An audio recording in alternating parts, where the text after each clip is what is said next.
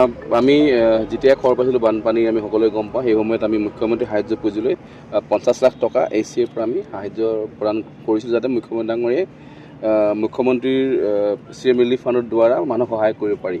কিন্তু তাৰ লগতে আমি দেখা পালোঁ যে অসমৰ বিভিন্ন ৰাইজে ইমান সঁহাৰি দিছে, আৰু মই আপোনালোকৰ মাধ্যমে অসমবাসী ৰাইজক ধন্যবাদো জনাওঁ যে সকলো স্তৰৰ লোকে যোনে যেনেকৈ পাৰে সহায় কৰি আছে, কাম কৰি আছে, তাত বস্তু দি আছে। কিন্তু আমি যেতিয়া গম পালোঁ যে খোৱা বস্তু বা এই ধৰণৰ যি ডেইলি লাগে তেনেকুৱা বস্তু প্ৰায় মানুহে পাই আছে আৰু চৰকাৰেও দি আছে। কিন্তু আমি গম পালোঁ যে মেট্ৰেছ, আঁঠুৱা, বেড কভাৰ সেই ধৰণৰ বস্তু সামগ্ৰী তাত খুব অভাৱ হৈ আছে, কাৰণ সকলো তিতি গৈছিলে। আৰু এইটো মানুহ শুবলৈও মানুহে ঢাৰি পাৰি হৈছে বা পকাতে শুব লগা হৈছে।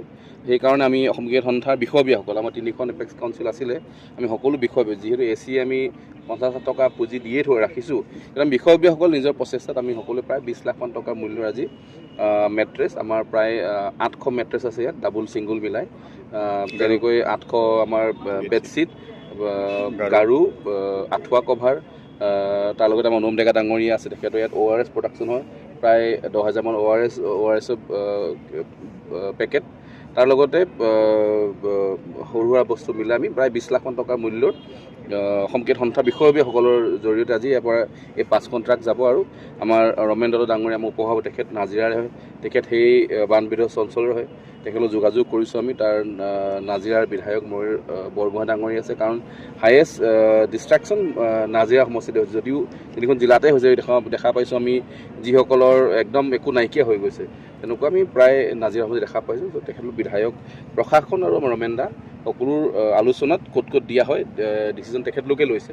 যিহেতু আমি ইয়াৰ পৰা আমি ক'ব নোৱাৰোঁ কাৰ কেইটা ঘৰ ভাঙিলে, সেইকাৰণে লোকেল স্থানীয় বিধায়ক, প্ৰশাসন আৰু আমাৰ উপসভাপতি সকলোৱে আলোচনা কৰি আমি তেখেতলোক গতাই আহিম বস্তুখিনি। আমি এই যেদিন সময় লাগে বা 2 দিন সময় লাগিব, 2 দিনৰ পাছত আমি যিয়ে ইয়াৰ পৰা পাৰোঁ আমি গৈ নিজৰ হাতেৰে তেখেতক হেণ্ডঅভাৰ কৰি বাকী তেখেতলৈ ডিষ্ট্ৰিবিউট কৰিব। আমি নাজিৰালৈকে যাম, নাজিৰালৈ আমি নাজিৰা সমষ্টিলৈ পঠাইছোঁ, কাৰণ আমাৰ আকৌ মই কওঁ আমাৰ উপসভাপতি ডাঙৰীয়া তাৰেই হয়, আৰু হায়েষ্ট ডিষ্ট্ৰাকশ্যন আমি যি নাজিৰা মই সকলোতে হৈছে, মই এইটো কোৱা নাই আমি, কাৰণ আমাৰ যিমান আমাৰ সামৰ্থ্য, আমি 20 লাখমান টকাৰ মূল্য পাৰিলোঁ আমি আমাৰ ফালত যোগাৰ কৰিছোঁ। কিন্তু গোটেই 4খন জিলাত আমি দিবলৈ সম্ভৱ নহয়, চৰকাৰে কৰি আছে। কিন্তু আমাৰ ফালৰ পৰা প্ৰচেষ্টাত প্ৰায় 20 লাখমান টকা মূল্যৰ মেট্ৰেছ, আঁঠুৱা কভাৰ, বেড কভাৰ সেই ধৰণৰ বস্তু যি শুবলৈ ব্যৱহাৰ কৰিব পাৰি, আমি ইয়াৰ পৰা পঠাম। ভাল খবৰ যে আজি সুকলমে প্ৰথমখন মেটচ অনুষ্ঠিত আৰম্ভ হ'ল। ইতিমধ্যে অসম প্ৰিমিয়াৰ লীগ বহুদিনৰ পৰা চৰ্চাত আছিলে। অসম প্ৰিমিয়াৰ লীগ আজিৰ পৰা আৰম্ভ হৈছে, আৰু আপোনালোক সকলোৱে গম পায় আমাৰ BCCI সম্পাদক ডাঙৰীয়াই যোৱাকালি প্ৰেছ কনফাৰেঞ্চ কৰিছিলে যে আমি কোনো সাংস্কৃতিক কাৰ্যক্ৰম ৰখা নাই, যিহেতু এটা প্ৰি চিডিউল এখন টুৰ্ণামেণ্ট, ষ্টাৰ স্পৰ্টছ হষ্টেলত আমাৰ টাই আপ আছিলে, বিভিন্ন আমাৰ ডমেষ্টিক খেল চলি থাকে, আৰু যদি এই সময়ত পাতা নহয় তেতিয়া আমাৰ প্ৰায় এবছৰ বেক হৈ যাব। প্লেয়াৰসকলো প্ৰিপেয়াৰ হৈ থাকে, তেখেতলোক কেৰিয়াৰৰ কথা থাকে।